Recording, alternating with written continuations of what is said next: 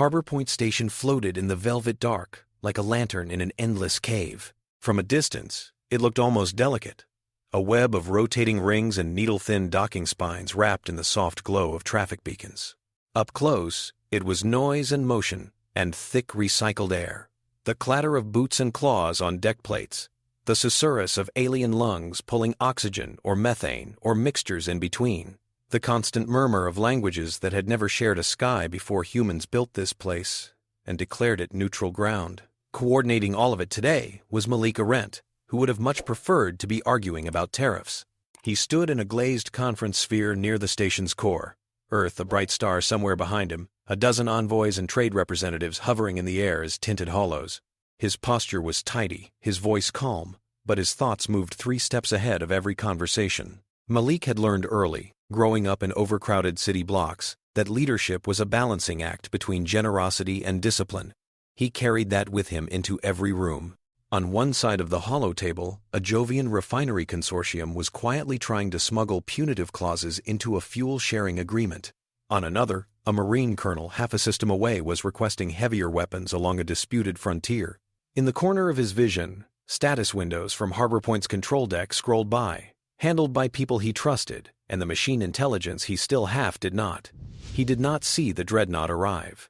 The first to notice was Lieutenant Zuri Castellanos, on duty in traffic control, where every approach vector and departure corridor converged into complicated beauty.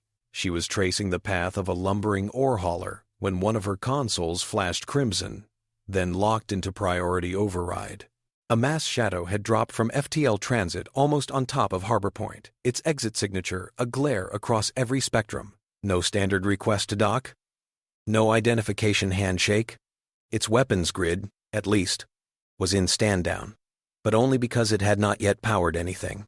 For a moment, the computers didn't even know how to label it. Ibis 3, the station's resident AI, new, unscheduled arrival, it said into Zuri's ear in its neutral, almost gentle voice. Kothari Continuum Hull Classification. Enforcer of Equilibrium. Zuri's throat went dry.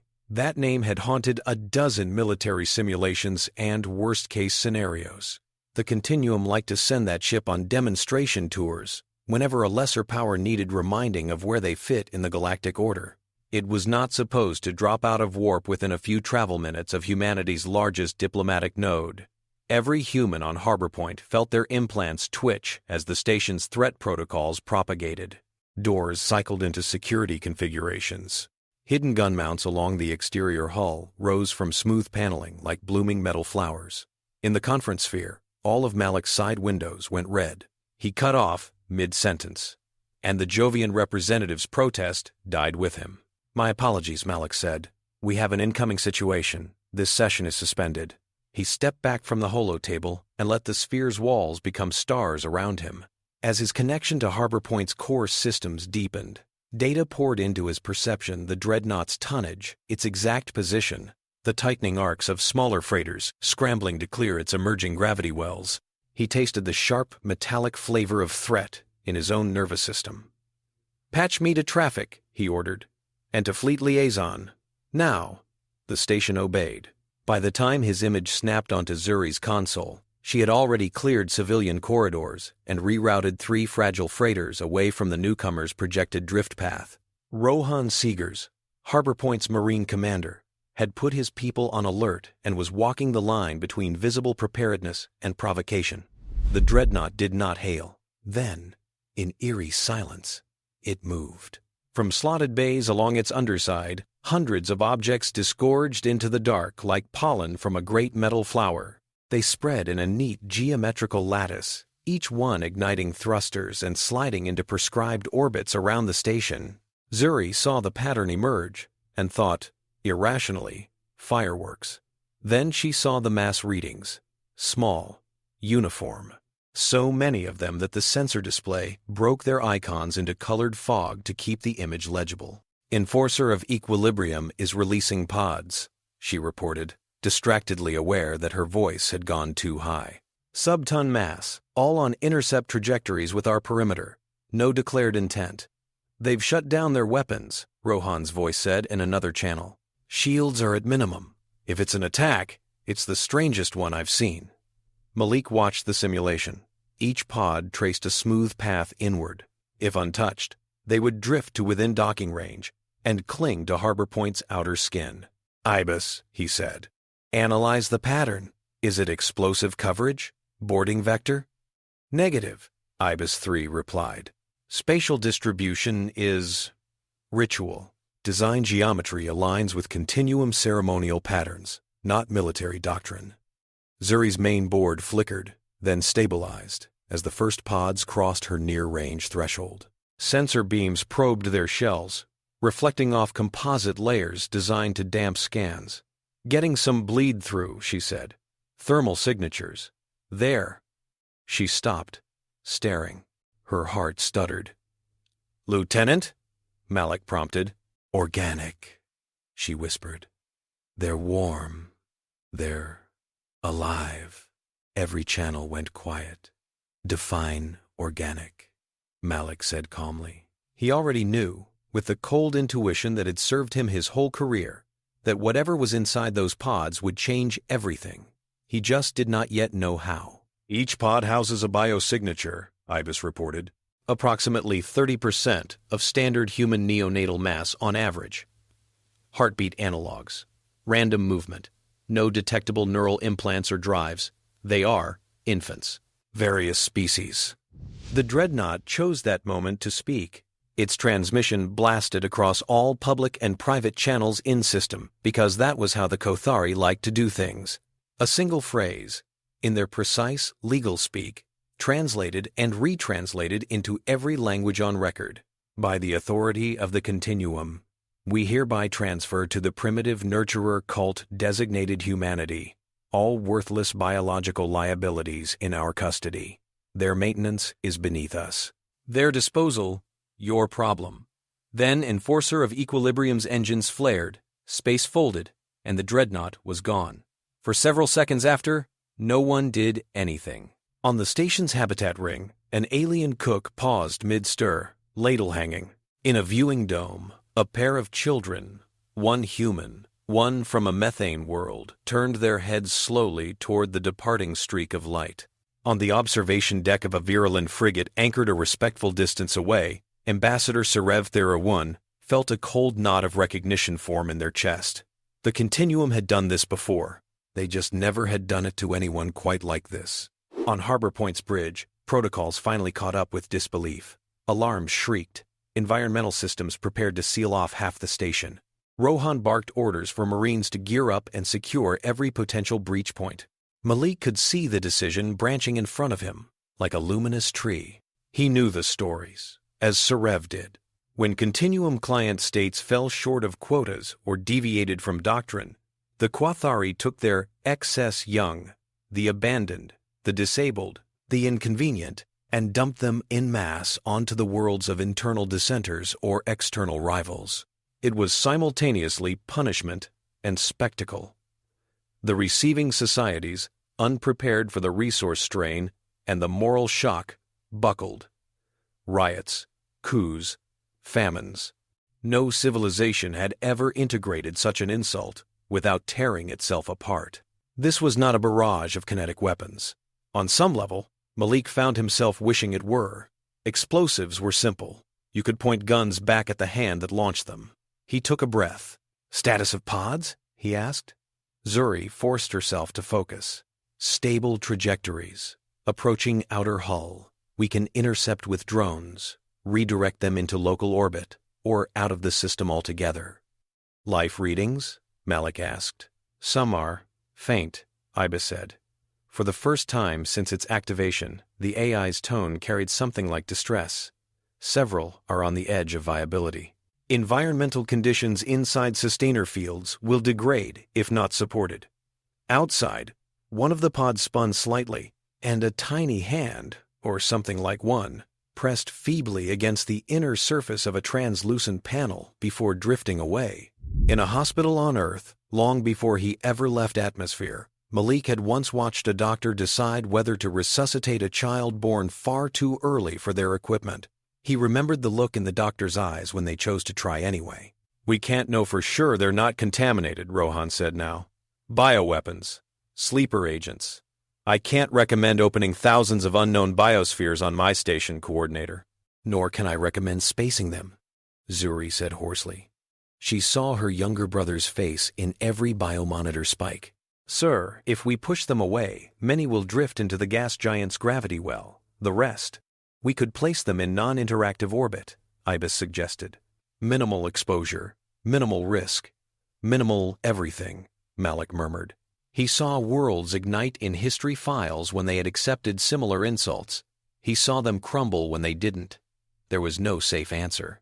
He also saw 8,000, or something close to it, flickering lines of vital signs, each one peaking and dipping like the dot on an old heart monitor. Each one, right now, dependent entirely on the decision of one man, far away, watching icons on a screen. Get me medical, he said. Dr. Mary DaCosta answered from Harbor Point Central Clinic, her hair pulled back hastily, the collar of her scrubs stained with the shadow of a long shift. She had come to this station because it let her treat a wider variety of anatomies than any other posting. She had not expected this. "You've seen the feeds?" Malik asked. She nodded once. Her mind raced through triage protocols, written for disasters that now felt laughably small. "Are they real?" Malik pressed. "Do you believe those pods hold living infants?" Her training shouted caution. Her eyes, which had watched too many small chests rise and fall in too many different wards, answered first. "Yes," she said.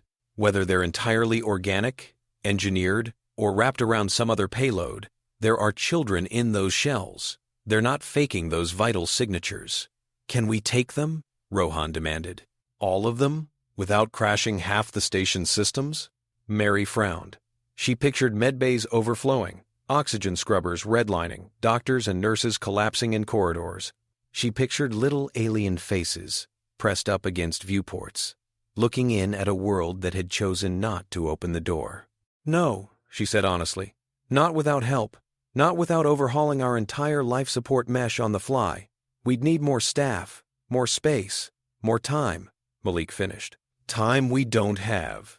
Silence stretched. Outside, the pods crept closer, patient as a falling feather. "Coordinator," Ibis said quietly. "If you authorize initial docking, I can dynamically reconfigure station systems to support temporary intake. I estimate a 30% probability of life support collapse and a 20% risk of uncontrolled biohazard spread. If we reject the pods, I estimate an 80% probability of their occupants expiring in space and a 60% probability of destabilizing political consequences across the Accord." "Those are terrible odds," Zuri whispered. Mary could feel herself starting to list numbers as if they were abstract. She clenched her fist until her nails bit into her palm. "What would it take to make those odds less terrible?" Malik asked. "External support," Ibis said. "Diverted supply lines, relief ships, rapid habitat expansion, and a willingness for every Accord world to shoulder a portion of the burden long term. That's the part I can't promise," Malik said. The Solar Accord was broad, wealthy, generous on good days. It also had border skirmishes, resentful colonies, and politicians who measured generosity against votes. He remembered a conversation with his grandmother, who had raised 5 children and 3 unrelated waifs in an apartment built for 2. She had told him once, "You don't ever feel ready. You just decide who you are, and then you act like it." Malik straightened. "We accept them," he said. Rohan exhaled a curse in a language not on any diplomatic register. Zuri closed her eyes for a heartbeat of relief and fear. Mary glanced up at the ceiling as if it could grant her another dozen hands. "Understood," Ibis said. "Routing pods to outer medical docking arms. Initiating compartmentalization and quarantine procedures. Broadcasting emergency requests to all Accord assets within 2 jumps. Send it to the Virulent Assembly as well," Malik added. "And anyone else who might not want to live in a galaxy where this is normal." Protocols cascaded outward. Docking clamps extended like fingers, ready to catch each pod and pull it into sterile embraces. Traffic around Harbor Point reoriented in layers of concentric caution, leaving whole swaths of space clear for incoming help. Word spread faster than any drive.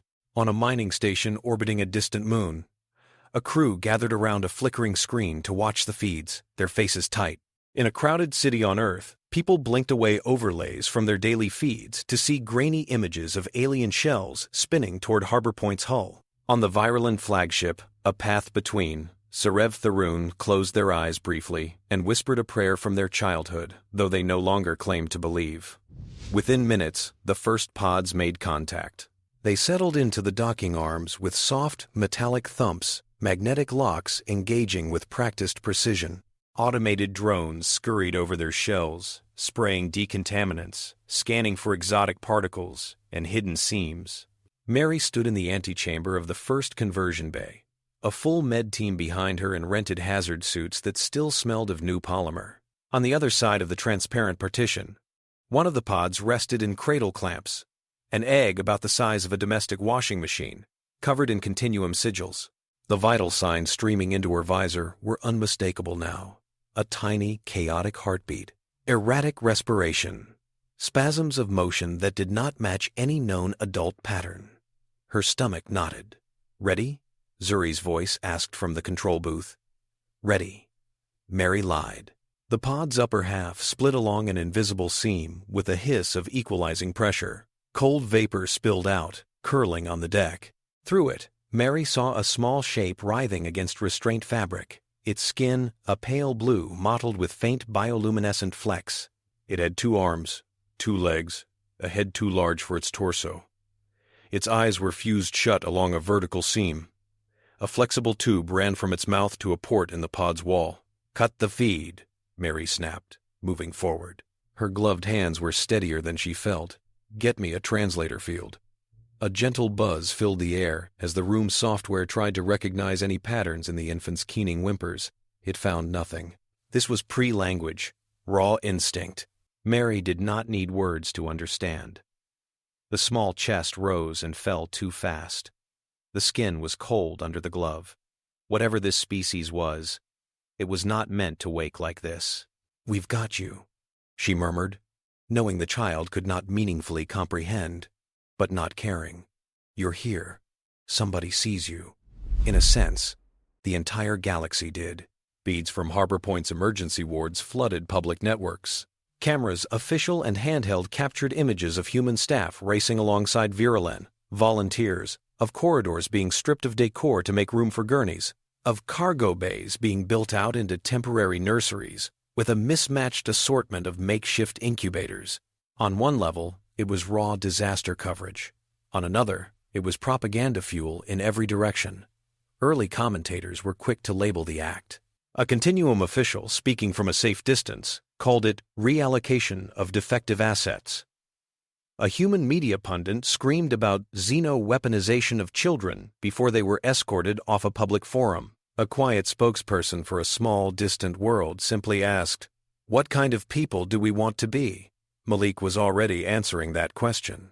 He appeared on nearly every screen in the Accord, not from his office, but from a makeshift command center overlooking one of Harbor Point's new intake wards. He wore no suit jacket, only a plain shirt with the sleeves rolled above his elbows. The hum of equipment and the soft, irregular sounds of alien babies formed his backdrop. "Citizens of the Solar Accord," he began, his voice carrying the contained steadiness that had gotten him elected, "and neighbors beyond." He did not waste time on rage toward the Quathery. Anger could come later, in private rooms, in strategic councils. Right now, every second counted. "You have seen what the Continuum has done," he said. "You have heard them call these lives worthless. You have heard them call us a nurturer cult. They intend this as an insult, a burden, a weapon of chaos. We are not a cult. We are not saints. We have our own injustices, our own failures. I will not pretend otherwise. But I will say this. We remember being helpless. We remember being held. On Earth, on New Surya, on every world we have made home, we tell stories about people who took in those no one else wanted. Those stories are not about weakness. They are about identity. So here is what we will do." He outlined, in brisk strokes, the Cradle Initiative. Every Accord world, he declared, would be asked, not ordered, but asked to build capacity, habitats, foster systems, educational frameworks, all designed to integrate young from any species who had nowhere else to go. Harbor Point and New Surya would serve as initial hubs, but the network would be distributed. No single station or world would carry it alone. "We will not become a dumping ground for empires who want to shed their responsibilities," he said. "We will not allow our compassion to be abused, but we will not respond to discarded children with discard. That is not who we are." Finally, he turned his gaze toward the camera in a way that made even distant viewers feel seen. "To those who sent these pods, you have misjudged us. You think you have humiliated us. In the coming days, we will send you lists of the lives you have cast away, not as a demand, but as a record. For each, we will tell you who held them first, who fed them, who sat up through the night when their breathing stuttered. You are free to take this as mockery or as mirror. We cannot control what you see when you look at us, only what we do when we look at you and at those you have tried to throw away." In a cold observation chamber half a system away, archivist Relka watched that speech on a secured line and felt something shift. Relka had devoted their life to continuum history, which was to say to the careful curation of stories that justified current power. They knew, in footnoted, bloodless ways, about past reallocations like this. They had catalogued the collapse of societies, forced to absorb more mouths than they could feed, the rise of demagogues who used alien infants as proof of external corruption. They had never seen anyone publicly say thank you, because that, in essence, was what Malik's last sentences were. Not gratitude for cruelty, but for the accidental exposure of a shared wound. He had taken the sharpest barb in the Quathari lexicon, "You are nothing but caretakers," and turned it into a badge. Relka did not yet understand where this would lead, but they understood that the old pattern would not repeat exactly. Already, deviations sprouted like weeds. Volunteer rosters within the Accord filled faster than the systems handling them. Retired nurses on Mars, engineers between contracts on Luna, agricultural specialists from hydroponic belts, people who had grown up in communal blocks where older kids watched younger ones felt something in them ignite. They shipped out toward Harbor Point and soon after toward New Surya, the lush colony world that the Accord quickly designated as a long-term cradle hub. New Surya's climate, already modulated for a variety of human preferences, adapted well to new biodomes and floating habitats built for bodies with different needs. Chief Engineer Pavel Loemba landed on New Surya a few weeks after the first wave. He stepped out of his shuttle into the humid air and took in the seething construction zone along the equatorial sea, half-built orbital elevators for microgravity cradles, glinting reefs for aquatic beings, a network of transparent tunnels arcing between forest domes. He was exhausted. Harbor Point had nearly broken him. Yet beneath the fatigue, his mind buzzed. He had never in his career been given a brief like this. Build an infrastructure for childhood that is not bound to humans alone. Build it modular, replicable, exportable. Make it capable of love, or at least of fostering it. Ambitious, he muttered to himself, looking up at a skeletal tower that would one day house children born to live in near weightlessness. "You sure you want an engineer and not a god for this?" "You were cheaper," someone replied behind him. He turned to see Amaya Kuroda approaching, her hair tucked into a messy knot, a stylus behind one ear. She supervised the educational and cultural design of what they were building together. Unlike many policy experts, she wore comfortable boots and had dirt under her fingernails. "Coordinator wants updates," she said, "and also wants you to remember to eat." Malik's concern was both appreciated and mildly resented by everyone he tried to shepherd like this, and Amaya knew Pavel sat near the top of that list.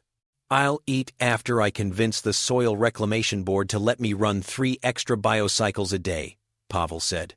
"Your curriculum better justify the load." Amaya smiled faintly. She was thinking about a child she had met that morning on Harbor Point before catching the shuttle down. A little tessely, 4 grasping limbs, eyes like oily marbles, who had sat very still watching the humans arguing over how to label her playroom. "What if it doesn't?" Amaya asked. "What if it changes the metric instead?" Pavel sighed. "That's the problem with you social scientists. Every time we give you a fixed input, you hand us back a variable." But his irritation was fond. He had not anticipated how much joy he would feel watching play spaces take shape alongside environmental control grids. Under Amaya's influence, those spaces were unlike any early childhood environment humanity had ever built.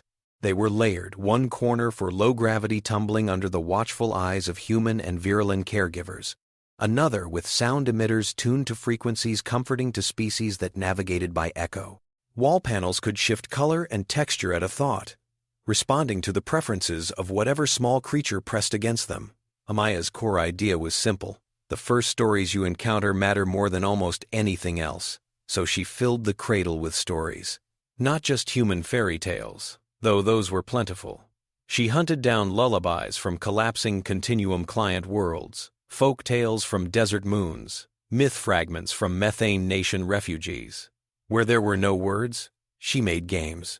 She asked children who could not yet speak in any known language to show her how they thought through the toys they chose, the rhythms they responded to, the way they sought comfort. And slowly, something new emerged. On a soft-matted playdeck in Harbor Point's converted cargo bay 12, a small group of infants and toddlers from 3 different species discovered the concept of shared gesture.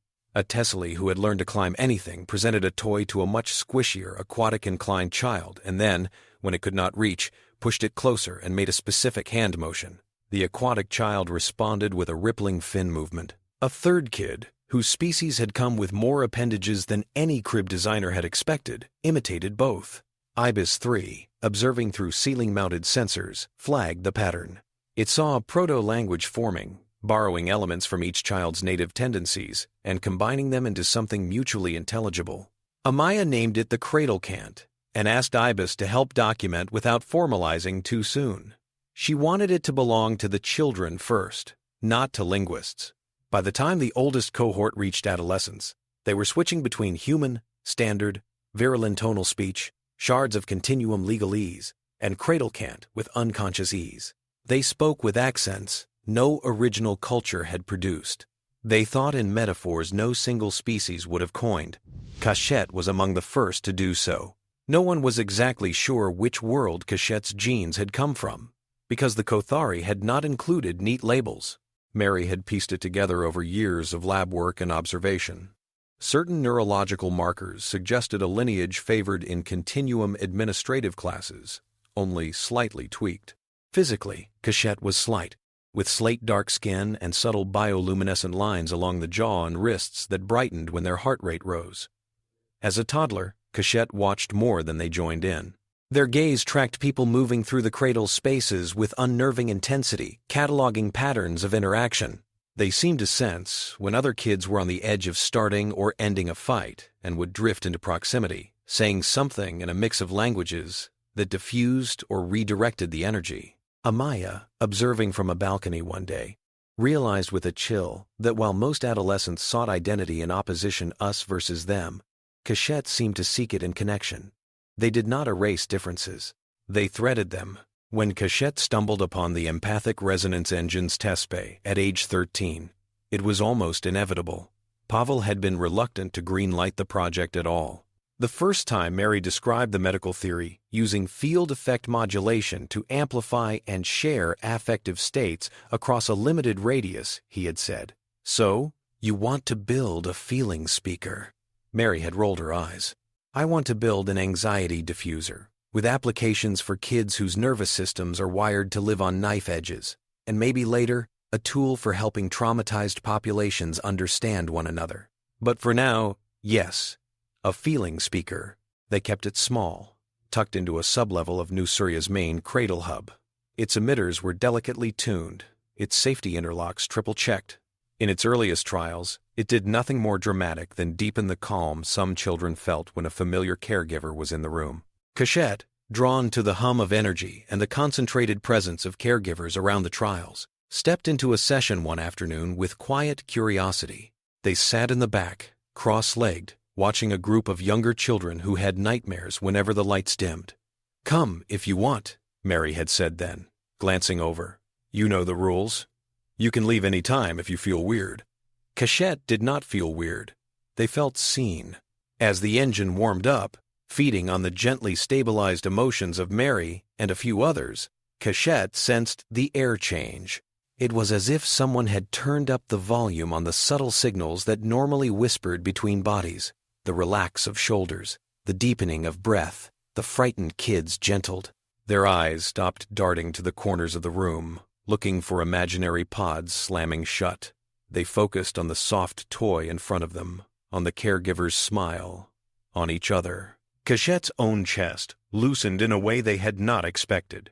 For an instant, they remembered their first conscious memory, the inside of one of those pods, the hiss of atmosphere, the blinding beam of an unknown world beyond opening metal. They had cried then not because they understood abandonment or rescue, but because their small body had been overwhelmed. Now, years later, they felt that memory soften at the edges, not erasing, but integrating. They pulled their focus back. Mary was watching them. "What does it feel like to you?" she asked after the session, when the others were gone and only the hum of the engine remained. Cachette searched for words. Their mind supplied terms from half a dozen languages, none sufficient, like standing in a crowd and everyone is breathing to the same number, they said finally, but they still have their own songs. Mary smiled. "That's better than my whiteboard description."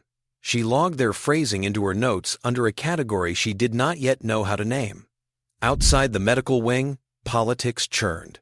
The Quathari Continuum, at first smug, grew uneasy as the Cradle Initiative refused to collapse. Incoming intelligence reports, filtered carefully to Relka and then upward, showed no riots, no pogroms against alien children. There were debates, furious ones on some worlds, about resource allocation and risk. There were protests on fringe colonies that did not want alien wards in their neighborhoods. But there was also art.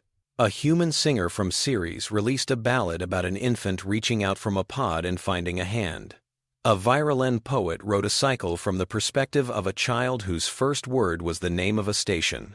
A collaborative holodrama whose casting scandalized purists by using both human and cradle kids, dramatized the day of the drop and played in packed glimmer theaters across a chord space. The Continuum had wanted to make humanity look weak. Instead, they had given it a new story to tell about itself, and humanity was seizing it with both hands. Hardliners in the Kothari Council chambers called for a second strike, this time with more conventional weapons. Others, more subtle, suggested patience. Let the humans exhaust themselves on charity. Later, the Continuum could reclaim the grown children as cultural assets, citing genetic heritage and proper upbringing. Relka, reading through internal memos, felt a knot of dread form. They understood better than the hardliners did that culture was not a static property.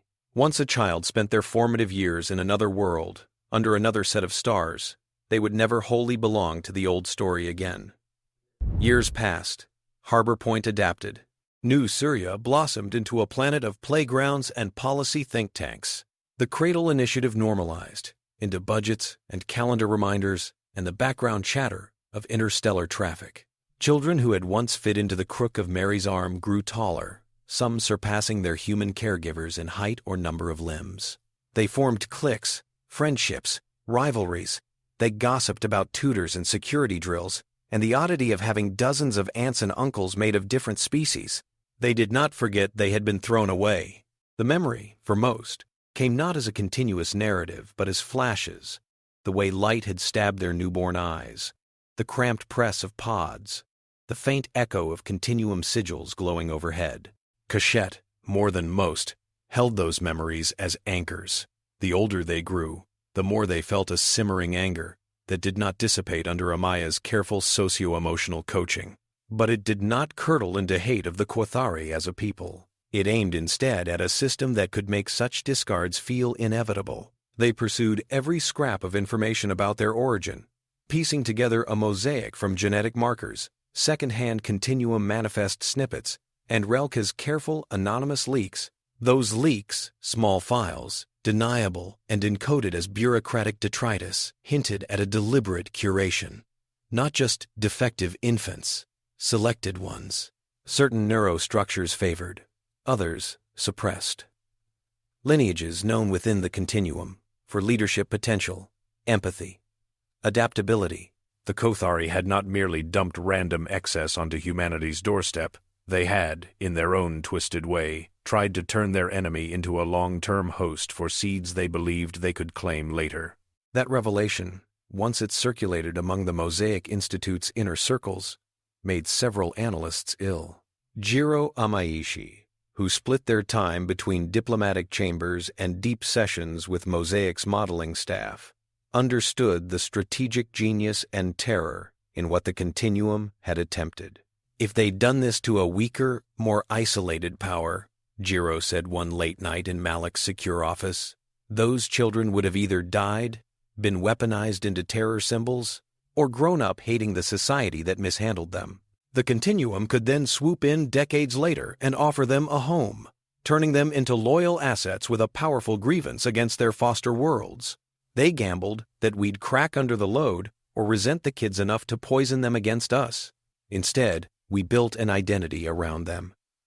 So, now what? Malik asked, staring at the hollow projection of the growing cradle network. Dots pulsed where new facilities had come online, where fresh cohorts of children were being integrated. We've effectively taken responsibility for an entire class of people who don't fully fit into any existing category. Now we try not to betray them, Jiro said, and we figure out how to deal with a galaxy that's either terrified of or eager to exploit what they represent. The galaxy was, increasingly, both. Some minor powers, inspired or desperate, began quietly sending their own unwanted young to New Surya and Harbor Point, wrapped in more humble containers than Continuum pods. Some asked permission first, others did not. Mary and her colleagues faced sickening echoes of that first day. Every time a small, unmarked capsule appeared in sensors, its occupants' biometrics flickering. Malik instituted rigorous intake screening and diplomatic penalties for any state that treated the cradle as a trash chute. But he never once turned a pod away when it held a living child. Word got around. Within the Continuum, reformists long a fringe began whispering that perhaps their own discarded could find something like justice through these humans. Hardliners snarled that this proved humanity's role, cosmic nanny, nothing more. The flashpoint came when Kothari sentiment finally tipped toward reclaiming what they had lost control over. Enforcer of Equilibrium returned to Harbor Point's vicinity in a blaze of warped space a little over a decade after the initial insult. Its arrival sent a ripple of dread through anyone old enough to remember, and a strange, bristling curiosity through the cradle kids whose lives had begun in its shadow. Rohan Seegers, still in uniform and broader across the shoulders than he had been, met the renewed threat with a professionalism that concealed his private urge to simply fire first. "Defensive grid on standby," he told his staff. "No one lights anything unless they paint us first. I don't want a war starting because someone's finger twitched." Zuri, from a senior position now in traffic and systems integration, managed the complex ballet of ships around Harbor Point as civilian and allied vessels moved away from potential crossfire. Virulent assembly cruisers slid quietly into flanking positions, their captains having decided long ago which side of this conflict their conscience lay. Inside the dreadnought's armored heart, Sub-Commander Hetheron felt a coil of unease. They had supported the original transfer. At the time, it had seemed like a perfect assertion of Continuum supremacy and a useful means of dealing with politically troublesome genetic stocks. Now, reviewing intelligence packets about the Cradle Initiative, Hetheron could not escape the sense that they had lit a fuse whose path they no longer controlled. Still, orders were orders. The Council wanted the children back, or at least a public show of reasserted authority. Hetheron's task was to present the ultimatum with enough force that the humans folded without a fight. The first transmission, carried on a focused beam, was as imperious as expected. Harbor Point Command. The Continuum demands the immediate repatriation of all juveniles genetically linked to our citizenry or allied species. Failure to comply will be deemed theft of cultural property and aggression against sovereign right. The phrasing was deliberate. It echoed legal language the Continuum had used to justify recalling talented individuals from client worlds in the past. It did not acknowledge that those individuals had been abandoned first. Malik listened to the message from his office, hands folded under his chin. He felt a tired anger settle over him like a familiar coat. Jiro suggested a dozen reply drafts in as many minutes. Each was more elegant than the last. Malik deleted them all. "We can't speak for them," he said finally. Jiro frowned. "For the children? For the people they've become," Malik corrected softly. "They're not property. They're not even fully ours. You heard how they talk about themselves now. If we respond as if this is a dispute over custody, we've already conceded the continuum's premise." "So what do you propose?" Jiro asked. Malik sighed. He pictured Kashet's face, the careful way they chose their words, the unblinking attention they gave in meetings, as if always weighing invisible scales. "I think we let them answer," he said. The thought of putting adolescent delegates in front of a continuum dreadnought's guns would have horrified many. It horrified Malik, too, on a visceral level. But every alternative he could see was worse. Strip the Cradlekin of their agency now, and he would be confirming every cynical prediction about humans raising wards only to treat them as tools. He convened an emergency council. Amaya, Mary, Pavel, Jiro, Rohan, a representative from the Mosaic Institute, Sarev Tharuan, patched in from Virulent Space, and Kashet, accompanied by 2 others from the oldest Cradle cohort, selected through a process of internal consensus that had fascinated and unnerved their mentors. When Malik laid out the Kuathari demand and his proposed response, the adults reacted as expected. Rohan objected on security grounds, Mary on psychological safety, Pavel on the engineering hazards of mixing teenage bravado with interstellar brinkmanship. Amaya listened to them all, then turned to Kashet. "How does it feel to know they want you back now?" she asked. Kashet did not answer immediately. They had learned early that silence could be more powerful than any outburst. They listened instead to their own pulse, to the faint echo of the empathic resonance engine's remembered hum, to the murmur of their peers in their internal call network, waiting to hear what they would say. "Wrong," Kashet said at last. "They did not want us then. They called us liabilities. We only lived because others chose differently, but we are still made of their stories too. We dream in both. If we let them take us as property, we betray what you taught us. If we hide behind you and let you speak for us, we betray who we are." They looked at Malik, their gaze steady. "Let us stand where they can see what they threw away," Kashet said. And what their plan made instead. It was Amaya, not Malik, who first thought of the engine. "You know they'll try to twist whatever you say," she told Kashet later, walking with them along New Surya's shoreline as bioengineered waves crashed softly. "Call you brainwashed, insist we forced you to speak our lines. The continuum will not let the narrative rest on your testimony alone." Kashet nodded. "So we do not give them only testimony. We give them the feeling, not to control them, to level the floor under the conversation." "You're talking about using the engine on adults," Mary said when she heard. "In a political chamber, without their consent." Kashet met her gaze. "Do we consent to the way they use power on us? Words can be weapons too. Why is this different?" Mary did not have a clean answer. She had built the engine to soothe, to heal, but she had also always known that any tool that altered emotional states could be turned toward coercion. What Kashet proposed was different. The engine would not implant specific ideas or commands. It would amplify the affective field in the negotiation chamber, broadcasting the lived emotional context of the Cradlekin as they spoke. At worst, it would make it harder for delegates to fully detach from the consequences of their decisions. At best, it might prevent the meeting from devolving into sterile legalese while orbital cannons warmed. Mary brought the question to Malik, torn. He sat again with the familiar sensations of balancing horror and necessity. "Will it hurt them?" he asked. Mary shook her head. "We've run models. The field strength we need to reach the atrium, even boosted by the kids themselves, would produce only mild vertigo at most.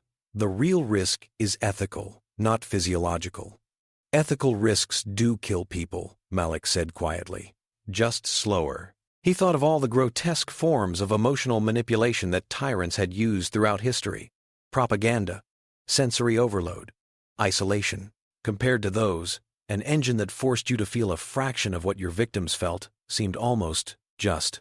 Almost. Do it, he said, surprising himself with how quickly the words came.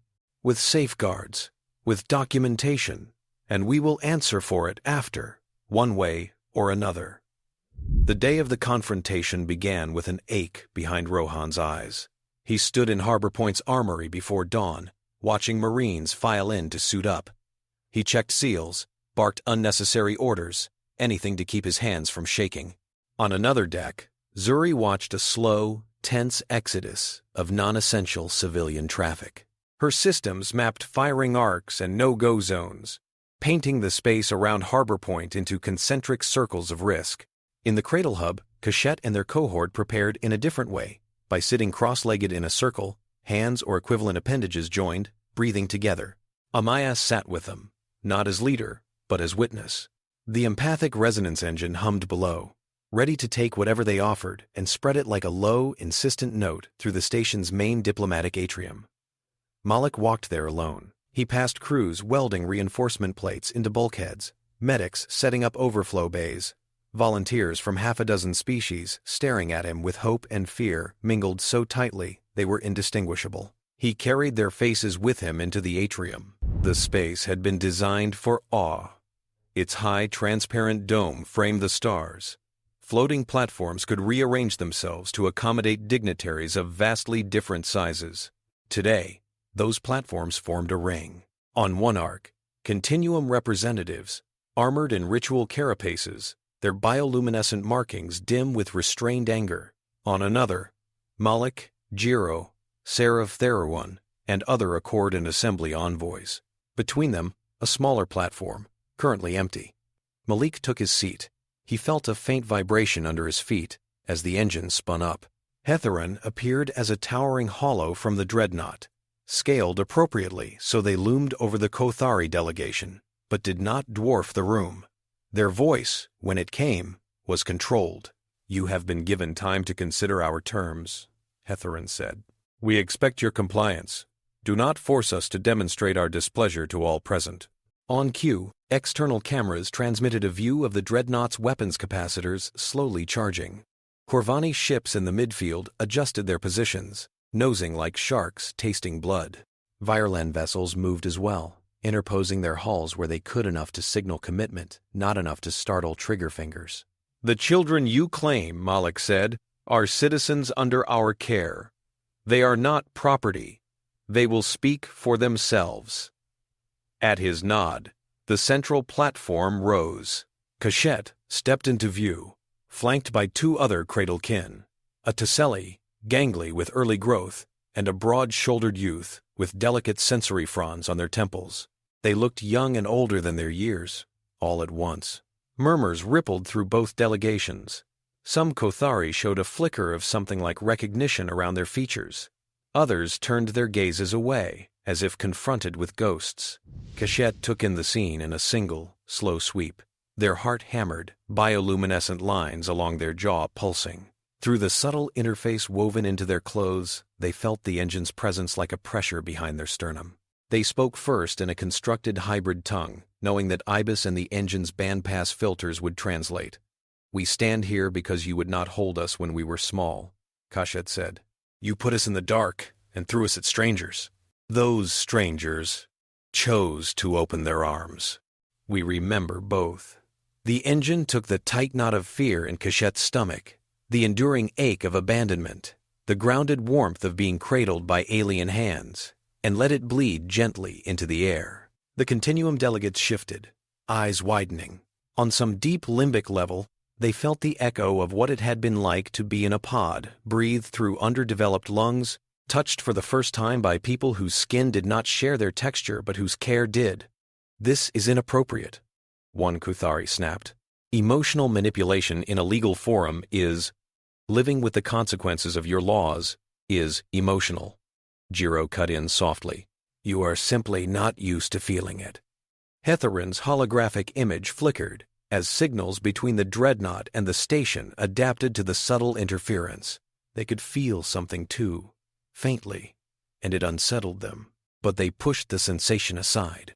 "Enough theatrics," they said. Those juveniles are continuum citizens by right of genetic origin.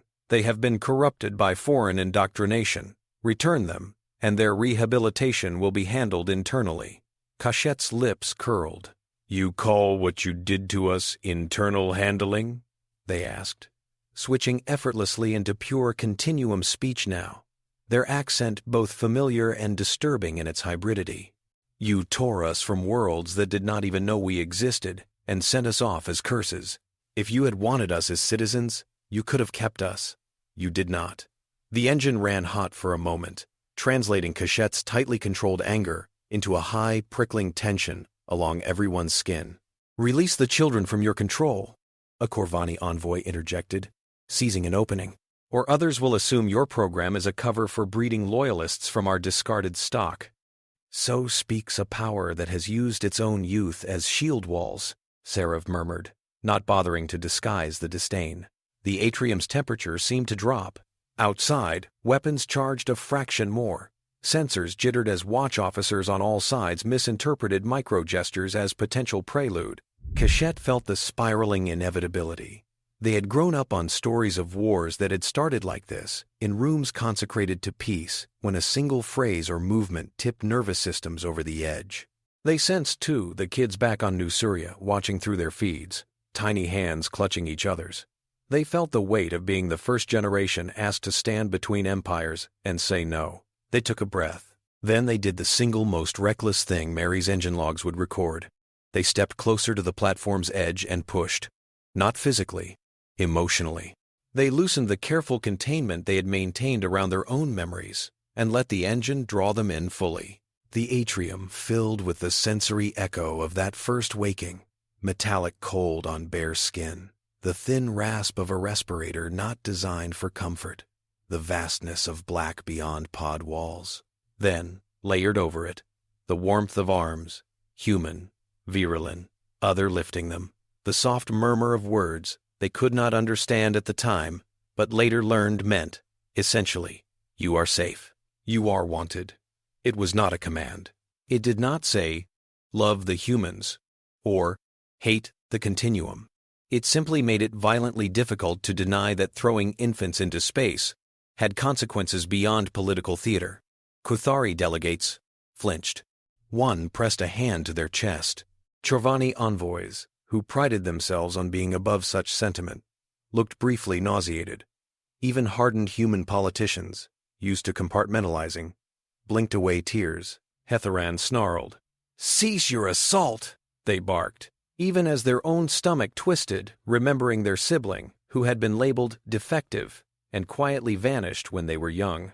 A weapons officer on Enforcer of Equilibrium interpreted the spike in Hetheron's tone as a veiled order. Their console's targeting reticle glowed. For a second, through a thick haze of engine-induced empathy, they saw Harbor Point not as an abstract object, but as a place where children slept. Their hand trembled.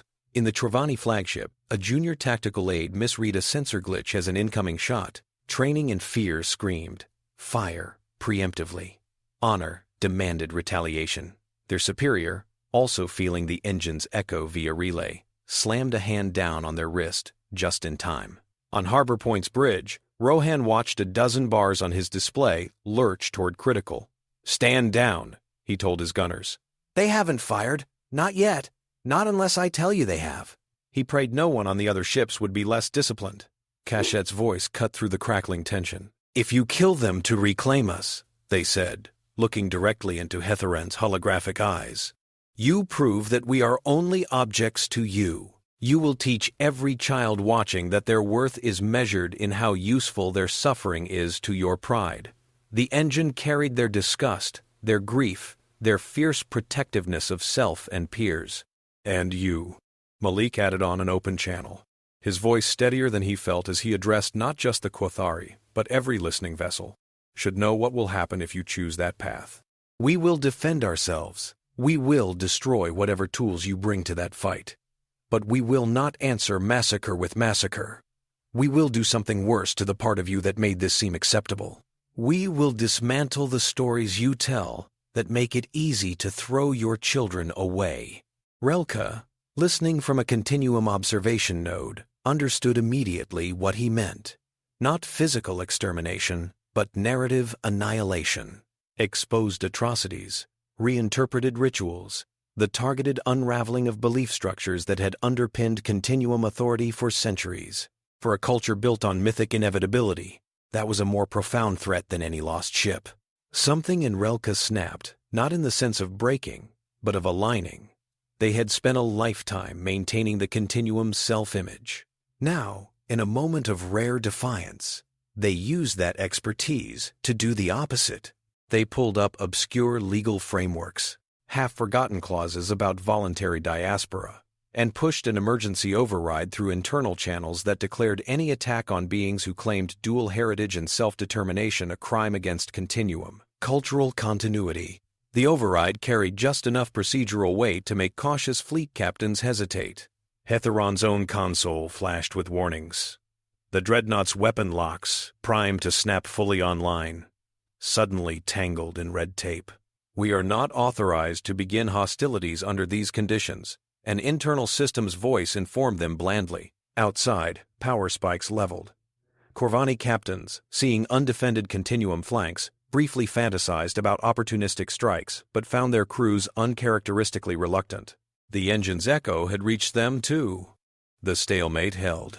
In the atrium, the air tasted of ozone and salt. Delegates breathed as if they had run miles. Hetheron's hologram glared, diminished by the flicker of doubt they could not entirely hide. "This is not over," they said. It was not a threat, more a weary statement of fact. "Your wards will destabilize everything. For you, for us, for everyone." Cachette tilted their head.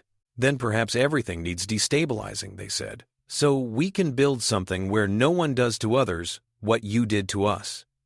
The negotiations that followed were messy, full of semantic traps and face-saving maneuvers. In the end, they produced 3 binding outcomes. First, the Cradlekin were recognized, in language precise enough to withstand Kothari parsing, as an autonomous cultural consortium with self-governance over their internal affairs. They owed loyalty neither entirely to the Solar Accord nor to the Continuum, though both could claim ties. Second, no state could retroactively claim any child they had formally abandoned as property. Moral obligations remained a matter of debate, but legal ownership stopped the moment a pod's hatch sealed. Third, the Cradle Initiative would be placed under a mixed oversight body, including human, Virellan, and Cradlekin representatives, with limited but real Continuum observer status. Any attempt by an empire to use it as a dumping ground again without consent would carry pre-agreed sanctions. None of this guaranteed peace. Hardliners, on all sides, raged. Human isolationists complained of being saddled with the galaxy's refuse. Continuum extremists muttered about infiltrating the cradle from within using more subtle means next time. But the pattern had changed. Years later, on New Surya's anniversary of intake, fireworks of every color burst above the cradle domes, reflecting off water and glass in ripples of light. The festivities were loud, chaotic, joyful. Food stalls offered dishes, adapted from a dozen culinary traditions, some almost comically unsuited to their original species biologies, but adored by others. Children with mixed heritages, born of unions that would have been unthinkable without the cradle's close quarters, darted between groups, code-switching effortlessly. Cachette stood for a moment on a raised walkway, looking out over the celebration. They felt the tug of messages waiting. Policy drafts from their peers on the Cradlekin Council, invitations from Accord Worlds hoping to host new facilities, a discreet encrypted ping from a Continuum node that might very well be Relka. They opened that last one. The message was brief. A simple offer. Assistance. From within the Continuum's archives and narrative machinery. In slowly dismantling the justifications that had made infant dumps a tool of statecraft. It included no names, only a phrase, translated imperfectly but with intention, that roughly meant, "Let us rewrite ourselves together." Cachette smiled, their jaw lights glowing softly. They did not yet know what this collaboration would look like. They only knew that it was possible in a way it had not been before. On an observation deck nearby, Malik watched the same scene with Amaya and Jiro by his side. "How long do you think this holds?" Jiro asked quietly. "Before the next empire tries something new." before someone decides the cradle is a threat that needs containing. Malik did not answer immediately. His body was older now, his energy not what it had been when he had first made that impossible decision a decade earlier. But his eyes were sharp, tracking the movements of children below with an expression somewhere between pride and awe. "I don't know," he said. "I do know this. Whatever comes, they won't face it as isolated cast-offs. They'll face it knowing someone opened the door when others slammed it." Amaya watched a group of cradle kids play a game she did not have a name for, full of shared gestures and sudden bursts of laughter that made sense only if you had grown up between cultures. "They'll face it together," she said. Above them, unnoticed by most, Ibis 3 monitored the network. It logged a statistical surge in the usage of a new term in Cradle Cant across messages and local chatter. The closest translation, once the AI teased it apart, was something like, "those who raise together." Ibis filed the data away. It did not yet model what kind of civilization would emerge around that idea. Out among the stars, in dark chambers and bright gardens, allies and enemies watched clips of Harbor Point's standoff, of Cachette stepping forward, of Malik's defiant calm. Some scoffed, some raged. Some took notes. Most, whatever they thought of human naivety or arrogance, agreed on one thing. The most dangerous thing humanity had ever done was not build a fleet or a gun. It was to take in a generation of someone else's children, look past the insult, and mean it when they said, "You get to grow up."